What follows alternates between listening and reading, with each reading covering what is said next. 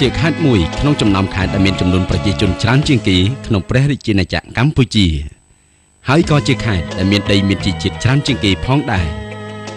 ភាគច្រើនដីមានពណ៌ក្រហមដែលជាអំណោយផលដល់ការដាំដុះដំណាំដូចជាថ្នាំជក់សណ្តែកសៀងកៅស៊ូទុរេនមៀងខុតសាវម៉ៅនិងផលិតផលដំណាំដទៃទៀតដែលត្រូវបានដាំនិងនាំចេញពីខេត្តនេះ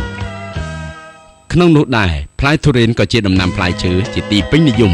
និងត្រូវបានទទួលស្គាល់យ៉ាងទូលំទូលាយរបស់ប្រជាជននៅក្នុងតំបន់អាស៊ីអាគ្នេយ៍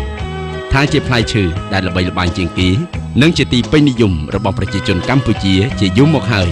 តាមរយៈរសជាតិផ្អែមក្លិនឈ្ងុយប្រហើរដែលផ្លែរបស់វាវិវត្តតាមបែបធម្មជាតិនៅព្រះរាជាណាចក្រកម្ពុជាទីតាំងដាំទុរេនមាននៅខេត្តកំពតនិងខេត្តកំពង់ចាមព្រោះលក្ខណៈអាកាសធាតុនិងស្ថានដីអំណោយផលចំពោះដំណាំនេះដោយសាររដូវនេះគឺជារដូវកាលមួយដែលសម្បូរភោគផលផ្លែទុរេនកម្មវិធី CTN 21នឹងនាំអារម្មណ៍លោកអ្នកទៅដល់ភូមិបែកអន្លង់ឃុំអរិយថ្នោតស្រុកស្ទឹងត្រង់ខេត្តកំពង់ចាមដែលមានចម្ងាយ187គីឡូម៉ែត្រពីទីក្រុងភ្នំពេញចំការទុរេនមៀងខុនសាវម៉ៅដែលមានទំហំដីចំការប្រហែល30ហិកតាជាចំការរបស់អ្នកស្រីអោមស្រីមុំនិងលោកផាន់សេរិនជាម្ចាស់ហាងផ្លែឈើស្រីមុំមានទីតាំងនៅជិតអាងទឹកអូឡ িম্প ិកនិងសាខាមួយកន្លែងទៀតនៅខេត្តសៀមរាប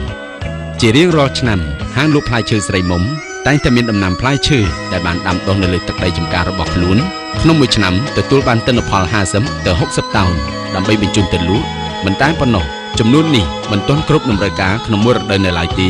អ្នកស្រីអោមស្រីមុំបានដើរទិញតាមចំការផ្សេងៗទៀតចំនួន200តោនទើបអាចបំពេញតាមតម្រូវការបងប្អូនប្រជាពលរដ្ឋខ្មែរក្នុងស្រុកដូច្នេះតាមរយៈ CTN 21នារាត្រីនេះសូមណែនាំជូនបងប្អូនប្រជាពលរដ្ឋខ្មែរទាំងអស់ជួយគាំទ្រនិងជួយទិញនូវផលិតផលផ្លែឈើដែលដាំនៅក្នុងស្រុកនិងមិនមានត្រាជីគីមី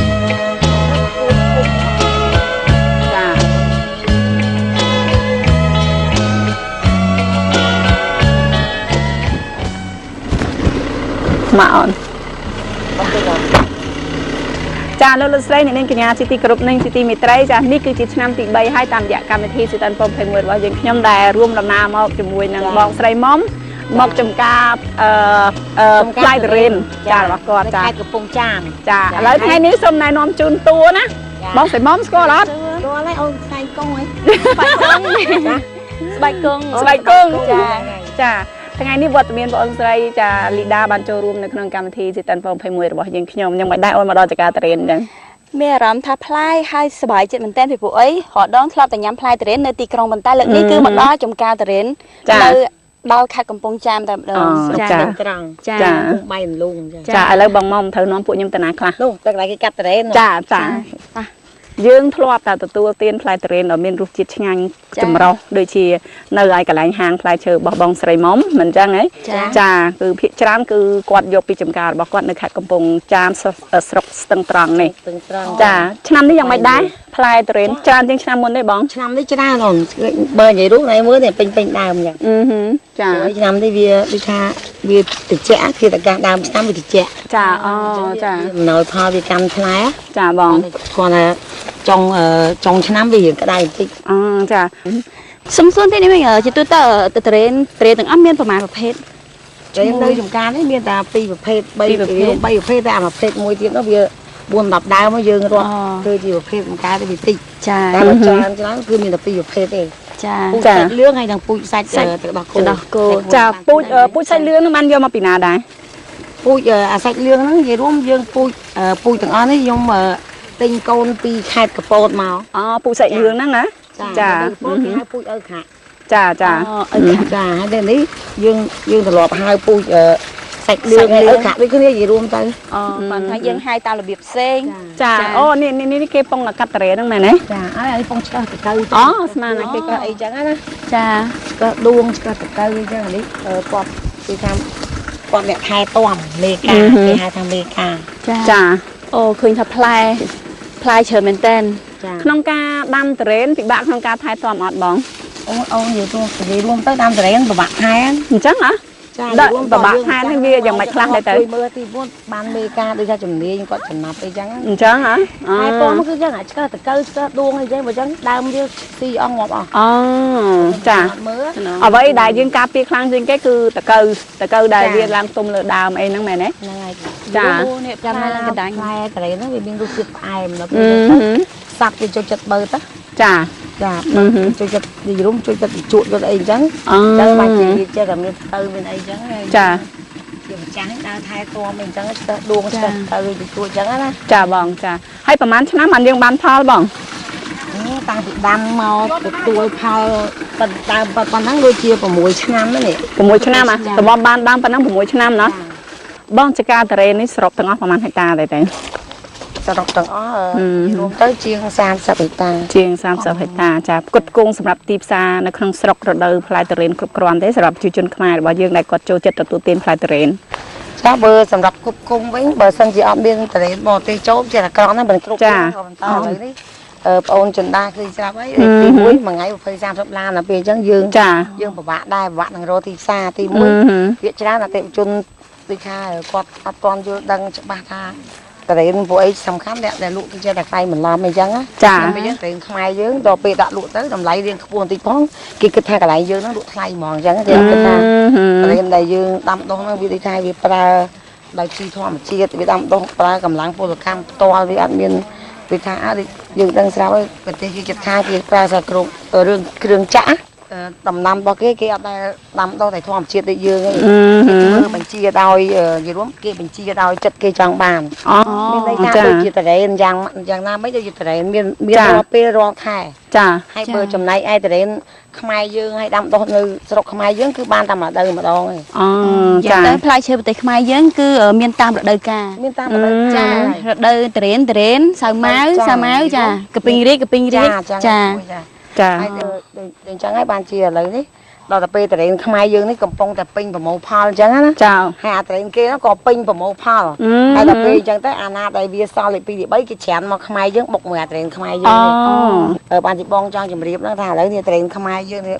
ឃើញតែថាបងជាកសិករហើយបងជាអ្នកឈ្មោះទៀតដើម្បីទិញគេចិត្តខាងផងចការខ្លួនឯងផងយកមកលក់អញ្ចឹងណាដើម្បីបម្រើតម្រូវតាមអតិថិជនដល់ពេលឥឡូវហ្នឹងវាថាវានិយាយរួមបុកគ្នាពាក្យខ្មែរប្រើថាបុកគ្នាវាតែជន់ចាវាជលវាចាល់តារ៉េនចាដោយថាខាងយើងក៏រដូវខាងគេក៏រដូវប៉ុន្តែគេនាំមកគេអត់នាំមកល្អមកឯងគេអាលេខ1ទី2គេទៅប្រទេសដីណាអស់ចិនអញ្ចឹងដល់ពេលចាអាលេខ3អីអញ្ចឹងឬក៏អីអញ្ចឹងគេមកខ្មែរដល់ពេលជុលមកតារ៉េនខ្មែរយើងដែលល្អ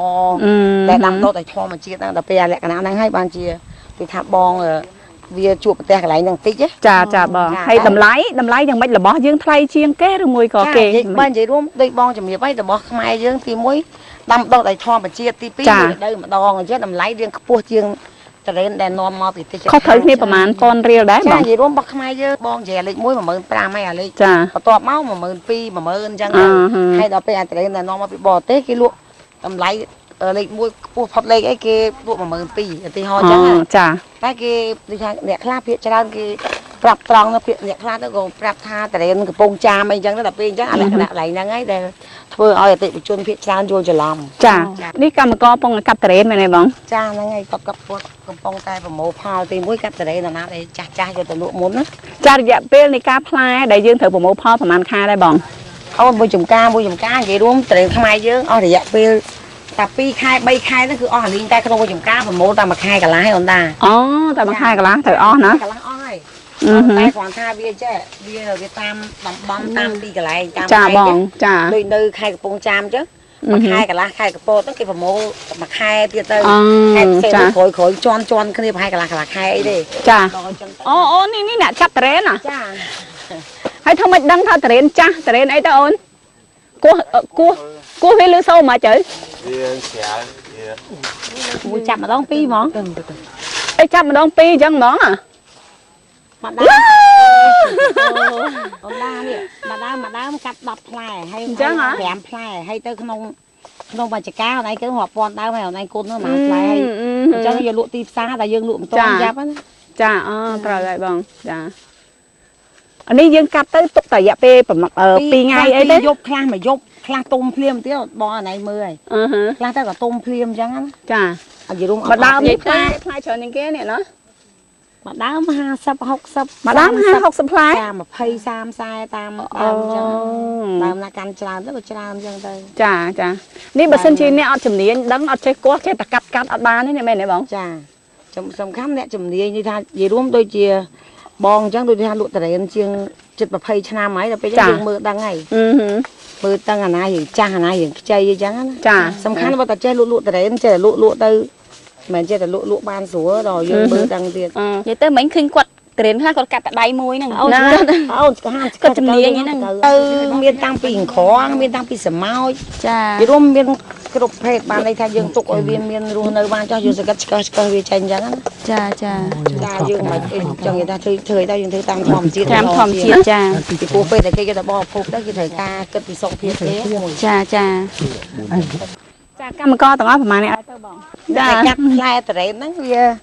4នាក់តែដើរគោះកាត់ អូចា ចាប់មក4នាក់ទៀត ចាអូអ្នកដើរគោះនោះផ្សេង ចាហើយដល់ពេលអញ្ចឹងទៅសរុបទាំងអស់20នាក់ 20នាក់ល្អនេះត្រេនដែលគាត់ត្រូវដើរកាត់ឯនេះណា ទុំច្រើនណាចឹងមកខ្ញុំចង់ឲ្យទៅញ៉ាំប្រាប់ភ្ញៀវគេអញ្ជើញ ចាឲ្យគេដឹងថាព្រោះថារដូវត្រេនគួរណាតែយើងមកទទួលទានត្រេនកន្លែងណាដែល វាមួយឆ្នាំ បានត្រូវពិតប្រាកដហេចុះនេះមិនបានពណ៌ខ្មៅយ៉ាង ខ្មៅអាហ្នឹងហើយវាថាធម្មជាតិវាអញ្ចឹងកាលណាយើងស្រោចទឹកវាហៅយល់រួមវាមានចៃខ្លះមានអីខ្លះអញ្ចឹងហ្នឹងគឺហ៎ហើយមើលត្រេនគេដែលមានចៃអញ្ចឹងហ្នឹងត្រេនបងមានខ្លះចាខ្លះទៅក៏វាលងទៅ សង្ស័យប្រភេទអញ្ចឹងស្រួលផ្អែមឆ្ងាញ់ជាងគេទៀត ផ្អែមតាចាស់បងហូម ចាអូអានេះថ្ងៃធ្លាប់លើចាស់ក៏បាននិយាយថាផ្លែឈើនៅពេលពាក្យថាងរងហូមមកតែផ្អែមពីធម្មជាតិចាអានេះមិនថ្ងៃញ៉ាំបានបងអានេះ អូតែកាត់ថ្មីចេះ2យប់ហ្នឹង 2យប់អាចញ៉ាំបានណា ហើយក៏មានអាមួយជាប់លឹកនេះអានេះ3យប់អានេះ អូអាណាជាប់លឹកហ្នឹង3យប់ហ៎ 3យប់ហើយព្រោះយើងកាត់2យប់ទាំងអស់អត់កើតទេយើងលក់អត់តាន់ទេណាចាយើងកាត់រាប់4យប់ខ្លះអា1យប់ខ្លះ ហើយធ្វើមិនដឹងហ៎ គេគួរដឹងហ៎អាណាយើងខ្លួនដៃចឹងទៅ4យប់ហើយ ហើយអាណាស្រាលដៃទៅ ស្រាបកស្អែកទៅចឹង អូចាអញ្ចឹងបាននេះថាសញ្ញាឲ្យដឹងឲ្យញ៉ាំកើតលើការគោះ គួរមើល ចាមានរដូវខ្លះឆ្នាំខ្លះដែលធ្វើឲ្យតរៀនអត់សូវបានផលទេ វាមានដែរធម្មតាគឺថាធម្មជាតិតែជួបប្រទេសហើយ ចាចា តែចំពោះខ្ញុំជាអ្នកដូចថាអ្នកលក់អ្នកឈ្មោះកណ្ដាលអញ្ចឹងណា ចាបង មកមកចការខ្លួនឯងអត់សូវផ្លែចការគេចគុំគ្រាផ្លែនោះ ចា ហើយបើថាចការគេអត់និយាយរួមវាវិលវង ចា វាអត់មានចេះខ្វះតរេនលក់អីចំពោះខ្ញុំ ចាបង សាទីមួយខ្ញុំទិញច្រើនចការដែរណា ចា ខ្លួនឯងមួយផងឲ្យគិតមើល ចា មួយថ្ងៃប្រហែលតោននេះប្រមូលទៅហើយចាំបាច់ទៅលក់តរេនមកបរទេសបានប្រយោជន៍អីបើបោះយើង ត្រូវហើយចាព្រោះថា ពេញកន្លែង ណាមួយតរៀនយើងគឺយើងមិនប្រើថ្នាំដោយធម្មជាតិចាអរគុណដល់បងស្រីមុំដែលថ្ងៃនេះបាននាំខ្ញុំទាំងពីរនាក់មកដល់ចំការតរៀនហើយឥឡូវបំណាច់នឹងមកដល់ចំការតរៀនរបស់បងស្រីហើយណាមួយចាដូចលីដាដែលជាតួឯកនៅក្នុងរឿងស្បែកគង់នេះក៏អាចដែរមកដល់ចំការតរៀនសោះអញ្ចឹងខ្ញុំពីរនាក់ចង់ដើរលេងឲ្យសំណេះសំណាលគ្នាបន្តិចណាបងណាចា មើលចង់មកឆ្លាញ់ហើយយ៉ាងចង់ញ៉ាំតរេននៅក្រុមដែរ បន្តិចទៀតបាញ់ទៅត្រៀមផ្លែតរេនឲ្យខ្ញុំក្រាបកទេឲ្យហើយណាក្រាបកទេគេឲ្យស្អាតខ្ញុំទៅដល់ អូនដើរតួអីខ្លែង ស្បែកគង់ដើរលេងចឹងណា ចាខ្ញុំដើរលេងទាំងពីរនាក់ ឯងឡើងមកដើរក្នុងចការតរេនម្ដង ចាអរគុណណាបងអរគុណច្រើនចាអរគុណចាអរគុណបងចា ចឹងខ្ញុំសូមទៅប្រមូលផល ចាអញ្ជើញបងអរគុណអូយឃើញតែគាត់ពិតជារស់រាយមែនតើតាំងពីដើមមកសម្ភារគាត់បកស្រាយរហូតអំពីការដាំដុះវិធីដាំដុះផ្លែតរេននិងការចែកចាយចាត្រូវហើយចាព្រោះការដែលគាត់ឲ្យកម្មវិធីរបស់បងមកដល់ទីនេះហើយក៏ដូចជាអញ្ជើញបងអូនមកដល់ទីនេះគាត់ចង់ជម្រាបជូនដល់អតិថិជនដែលគាត់ចូលចិត្តទទួលទានផ្លែតរេនរដូវផ្លែតរេនឲ្យគាត់ឲ្យមានការគ្រប់គ្រងនៅតរេនខ្មែររបស់យើងហើយមិនចាំបាច់ទៅទទួលទានតរេនដែលនាំចូលពីក្រៅប្រទេសហើយតម្លៃខុសត្រូវគ្នាតែបន្តិចបន្តួចយើងអាចទទួលទានផ្លែឈើនៅក្នុងស្រុកយើងវាប្រសើរជាងហើយអ្វីដែលសំខាន់ផ្លែឈើនៅក្នុងស្រុកយើងគឺឆ្ងាញ់មានជាតិជាងចាគឺស្រស់មែនតើខ្ញុំអូយខកឃើញស្រកទឹកមាត់ចាយើងជួបគ្នានៅក្នុងវគ្គក្រោយបន្តទៀតចាក្នុងរោងភាពយន្តហ្នឹងគេបំរាមអត់ឲ្យក្មេងក្រោមអាយុ12ឆ្នាំទៅទស្សនាទេក្នុងសាច់រឿងហ្នឹងមិនមែនប្លង់រំលោភហ្នឹងគឺដូចអាហារព្រាគ្រាន់តែជាសាច់រឿងចាបង្ហាញបញ្ជាក់ត្រួស